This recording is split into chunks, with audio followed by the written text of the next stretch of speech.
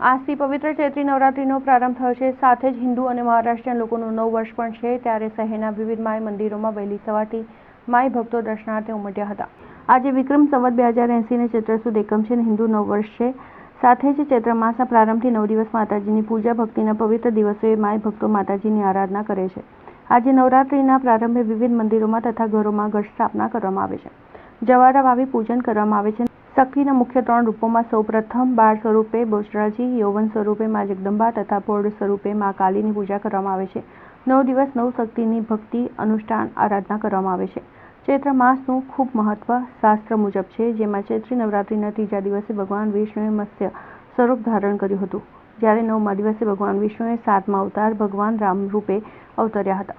ચૈત્ર પૂર્ણિમાએ ભગવાન શંકરના 11મા રુદ્ર અવતાર હનુમાનજી પ્રાગટ્ય થયા હતા. આમ ચૈત્ર માસનું આગવું મહત્વ છે. આજે શહેરના મંદિરો ખાતે વહેલી સવારથી માઈ ભક્તોએ પૂજન દર્શન કર્યા હતા. 9 દિવસ માઈ ભક્તો દ્વારા આખું શ્રીફળ તથા ચુંદડી શૃંગાર માતાને અર્પણ કરે છે. માતા ભક્તોની મનોકામનાઓ પૂર્ણ કરે છે અને આજે શહેરના વિવિધ માઈ મંદિરોમાં ભક્તો મોટી સંખ્યામાં દર્શન પૂજન માટે ઉમટ્યા હતા. અને આ માંડીના મેલડી માનું તો એટલું સાચ છે કે તમે દર રવિવારે દર મંગળવારે સવારે 4 વાગે ચારેય બાજુથી માતાજીના ભક્તો ઉઘાડા પગે પગપારા એટલું ઘોડાપુરની જેમ આવે છે. તો માં હાજરા હજુર એ લોકોની મનોકામના પૂરી કરતા હશે ત્યારે જ આટલું પબ્લિક આવે ને. એટલે માં અહીંયા હાજરા હજુર બિરાજમાન છે, ભક્તોના દુઃખ દૂર કરે છે.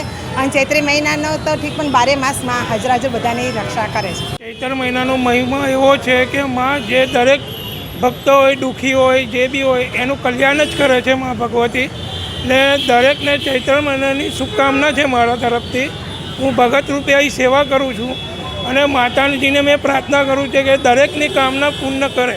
આજે બહુ મહત્ત્વનો દિવસ ગણવામાં આવે છે. 4 દરવાજામાં ભારે ભીડ જોવા મળે છે. દર્શનનો ભક્તો શાંતિથી દર્શન કરે એવી અમે વ્યવસ્થા કરવામાં આવેલી છે.